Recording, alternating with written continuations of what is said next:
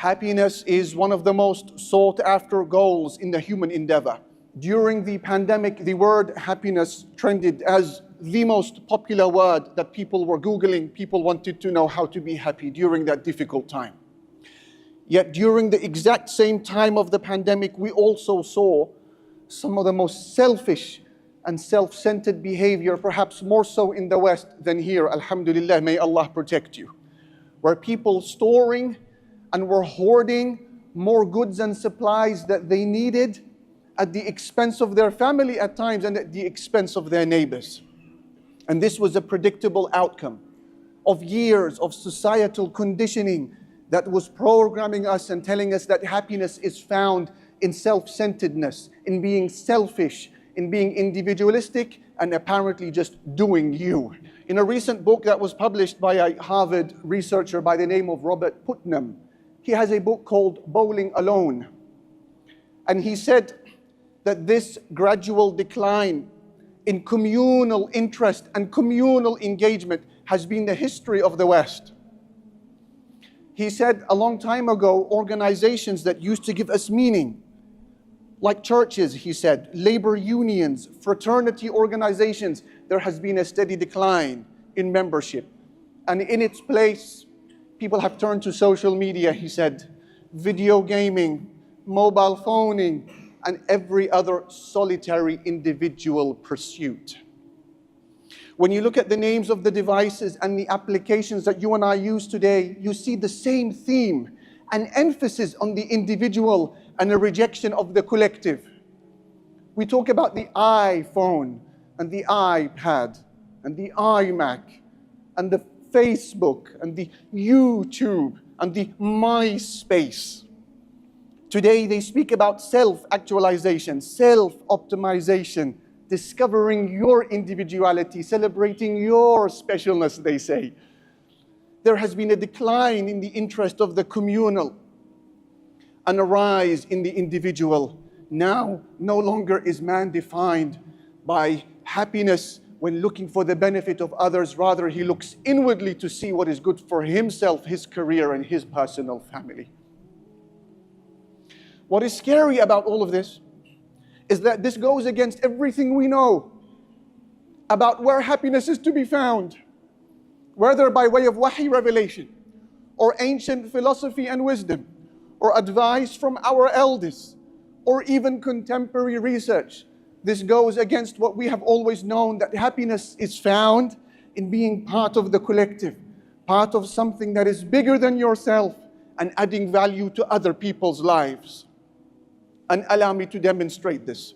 Allah Jalla Jalaluhu, He said, Ya ayyuhal ladhina amanu, O you who believe, إِذَا قِيلَ لَكُمْ تَفَسَّحُوا فِي الْمَجَالِسِ فَافْسَحُوا يَفْسَحِ اللَّهُ لَكُمْ. When you are told to make space in the gatherings, make space. Allah Almighty will make space for you.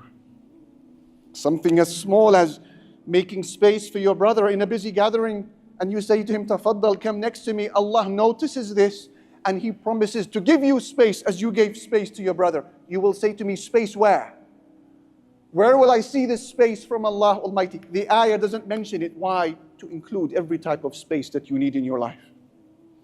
Space in poor health, space in your limited finance, space in deteriorating mental health, space with family who have abandoned you, space in your grave, space on Yawm al-Qiyamah, space in Jannah before Allah subhanahu wa ta'ala. Allah said, make space for people. I, Allah subhanahu wa ta'ala, will make space for you. This is how happiness is to be found. Making space for others. These were the words given by our mother Khadija radiyallahu anha to her husband, the Prophet sallallahu alayhi wasallam, even before she knew any Quran and any prophetic tradition. He came back to her home shaking, terrified for his life. He feared for his death. When he saw Angel Jibreel for the first time, he said, لَقَدْ خَشِيتُ عَلَى نَفْسِي. Ya Khadija, oh Khadija, I feared for my life. What did she say to him? كَلَّا وَاللَّهِ مَا يُخْزِيكَ اللَّهُ أَبَدًا. She said, no, I swear by Allah, Allah will never disgrace a man like you. Why? Listen to the characteristics she identified. إِنَّكَ لَتَصِلُ الرَّحِمِ, because you stay in touch with your family. وَتَحْمِلُ الْكَلِّ, and you carry the burdens of people. وَتَكْسِبُ الْمَعْدُومِ, and you provide for the poor. وَتَقْرِ الضَّيْفِ, and you honor your guest. وَتُعِينُ عَلَى نَوَائِبِ الْحَقِّ, and you take care of the calamities of those burdened with affliction. Every one of the characteristics that she identified in her husband, as per why Allah will make him happy, why Allah will make space for him, why Allah will protect him, had nothing to do with his individual pursuit, salah and siyam or anything like that. She said, you are good with the people. You are adding value to the life of others, so Allah will make space for you and He will make you happy. He will not disgrace you. Abdullah ibn Mas'ud, Abdullah ibn Abbas radiyallahu ta'ala anhuma, he said, listen to these beautiful words. صاحب المعروف لا يقع وإن عثر وجد متكئا. He said, the one who does good to people can never fall. But if he slips, he will always find something to lean on. Make space for people. يَفْسَحِ اللَّهُ لَكُمْ, Allah will make space for you. This is where happiness is found. Iman in Allah Jalla Jalaluhu. Al-Hasanat, doing good deeds, and then looking at the needs of your citizens, your friends, your neighbors, your family, and asking, what can I do for them? Watch how Allah will allow happiness and satisfaction with life to flourish in your heart. They have a Chinese proverb that says, if you want happiness for an hour, take a nap. If you want happiness for a day, go fishing. If you want happiness for a year, inherit a fortune. But if you want happiness for a lifetime, go and help someone. Everything we have known, whether by way of revelation, wahi, Quran, hadith, whether by way of research, ancient sayings, philosophies of the past, they all suggest the same thing. Much of happiness is found in looking outwardly to the needs of people, attending to their burdens, and being part of something that is bigger than yourself. Before I sit down, I share with you a research that was done in the Frontiers of Psychology, a paper, and I quote, they said that we have found that pro-social behavior, which is the opposite of antisocial behavior. Pro-social behavior, meaning the behavior that attends to the welfare of other people. They have found that pro-social behavior is linked to, and I quote, happiness, well-being, psychological flourishing, and SWL, satisfaction with life. La ilaha illallah. Make space for people. I, Allah subhanahu wa ta'ala, will make space for you, he said. In another research that was published by the Journal of Positive Psychology, two researchers by the name of Sheldon and Titova, they said, and I quote, whilst Americans are guaranteed the right to pursue happiness for themselves, they said, but might they be better off if they pursued happiness for others? They said, we have tested both strategies, meaning looking for happiness for yourself, pursuing it for others. We have tested both strategies, and we have come to the conclusion that the second pursuit is better in bringing happiness for people than the first. What I have just shared with you, my brother, my sister, is by design. Allah Jalla Jalaluhu has put it in the heart of every human being that happiness is found in Iman, belief in Him, al-amal as-salih, doing good, and then attending to the needs of others. And Allah Almighty has made it our fitrah, our birthright, that misery, grief, inner darkness, sadness, hopelessness is found in rejecting Allah Almighty, in disobeying Him, and then being selfish in your life, only looking for what is good for you and your immediate family. This is by design. This is our DNA. We are always looking for meaning. If I was to take a photo of this beautiful congregation here before me, and then I was to show you the image here on a projector, what would you look for in that image? I imagine that you would be looking for the same thing that I would be looking for, myself in that image. I want to know how I look in that picture. This is more than just vanity and showing off. No, there's something deeper going on here. This speaks of a need in the human being to find out where he or she sits in the broader context of life. How do I look in this image? Do I add value to this image? Would it be better if I was not in this picture? Do I look shorter or taller than others? Have I added anything extra to it? Everywhere in life, you and I are doing this. We are asking ourselves the same question. You are looking for the evidence that you have left a mark on someone's life. You and I are looking for proof that we have changed something for the better. And when we send out that message and it comes back with a positive response, you've changed something, you've done khair, you feel happy. And when you send out that message and you discover you haven't done anything for anyone, you feel down. This is by design. This is how Allah Almighty made us. We want to be part of something that is bigger than ourselves, to define ourselves by a project in our lives that is 20 or 30 or 40 years old and longer than us. I have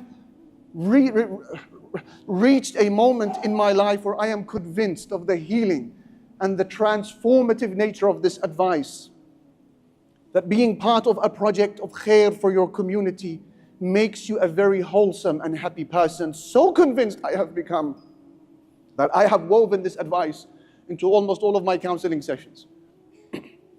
Therapy today concentrates on inward forms. Medication you take, tablet you swallow, an injection you take, a counseling session you attend, psychotherapy, meditation for you. No, what I am suggesting this afternoon is an outward form of therapy. To search for happiness and well-being and contentment, al-hayatu tayyibah, the good life, by looking at the needs of others. And whether my clients or my people who I speak to are people struggling with marital strife, or OCD, or depression, or bereavement, I say to them, have you considered being part of a charity? Are you part of an organization, a movement that you believe in? Have you added value to someone's life? And see what that will do for you. And almost every time the results are phenomenal. And I encourage you, my brother, my sister, to do the same. I conclude by giving you a case study. Evidence in action of the theory I have shared with you, proof that this is a reality. Make space for people. Allah Almighty will make space for you in your life. A name that I believe a lot of you here will be familiar with, Dr. Abdul Rahman As-Sumayt, rahimahullah ta'ala wa baraka fihi, who passed away a few years ago, a Kuwaiti doctor who dedicated over 3 decades of his life to your place here, to your continent, to be in Africa and to serve and to make space for people. Look what Allah Almighty did for him. Dr. Abdul Rahman achieved things by Allah's permission, what nations with multi-billion-dollar budgets would fail to achieve. And he speaks of a very emotional incident once with him and his wife, Suhaib in Madagascar. Dr. Abdul Rahman, for those who are unaware, is he who distributed over 30 or so years, 7 million copies of the Quran, and built 5,500 mosques across Africa, and sponsored over 50,000 orphans, many of whom became lawyers, doctors, and engineers, and built over 840 academic institutions from nurseries to universities, and built over 90 hospitals, and dug over 12,000 wells. And by Allah's permission, by the time he had passed away, around 10 million people had found their way to Islam through him and his team. Dr. Abdul Rahman, he said, I was once sat with my wife Suhaib in a small, battered, weathered cottage in Madagascar. And I looked at her face. She was exhausted. She was weary. And I thought to myself, perhaps she had reached the end of her tether. This was maybe a breaking point for Suhaib, my wife. I said to her, and he was anxious and nervous, Suhaib, how are you? She said to him, Abu Suhaib, you know what I was just thinking? She said to her, what were you just thinking? She said, I was just thinking, if Allah subhanahu wa ta'ala allows us to enter paradise, will we be as happy there as we are today? La ilaha illallah, the promise of him. Ifsahu yafsahillahu lakum. Make space for people. Allah will make space for you. Look at the space Allah Almighty gave him and his wife because of their righteous endeavors. Brothers and sisters, in conclusion, everything I have just shared with you this afternoon relates only to the worldly returns, the worldly benefits of being a person defined by a communal benefit. The dunya we return. Nothing about the hereafter. Stronger relationships, better mental health, stronger spiritual health, an energizing resolve to live, a desire to wake up in the morning, to serve with energy and to sacrifice sleep because you are motivated. All of this Allah gives us when we make space for people and we connect our lives to something larger than our personal endeavors. What then, therefore, I ask, what then does Allah Almighty offer he or she who connects this amal, this deed, to Allah and the home of the hereafter? What awaits him? And the answer is found in one beautiful hadith, and I leave you with this. Muslim narrates on the authority of Abu Hurairah that the Prophet sallallahu alaihi wasallam, he said, من نفس عن مؤمن كربة من كرب الدنيا نفس الله عنه كربة من كرب القيامة. Whoever removes the difficulty from a Muslim in the life of this world, Allah will remove one of his difficulties on the day of judgment. ومن يسر على معسر يسر الله عليه في الدنيا والآخرة. And whoever removes the financial burden of a Muslim today, Allah will remove from him one of his stresses in this world and in the hereafter. وَمَنْ سَتَرَ مُسْلِمًا سَتَرَهُ اللَّهُ فِي الدُّنْيَا وَالْآخِرَةِ. And whoever covers the fault of another Muslim, Allah will cover his fault in this world and in the hereafter. And in the fourth and final sentence, the grand finale of the hadith, he said, وَاللَّهُ فِي عَوْنِ الْعَبْدِ مَا كَانَ الْعَبْدُ فِي عَوْنِ أَخِيهِ. And Allah will continue to serve the Muslim as long as that Muslim is at the service of his brother. Is there something in your life that you feel you can do with some intervention from Allah Almighty? Find somebody who needs something in his life and add value to it. Define your life by 20, 30, 40-year project so that when you stand before Allah Almighty and He asks you, why do you deserve Jannah? You say, Ya Rab, here is my project of service to my ummah. Ya Rabbi, through this project, allow me to enter Jannah. I ask Allah Jalla Jalaluhu to allow us all to present Allah Almighty with this project and to allow us all to enter Al-Firdaus.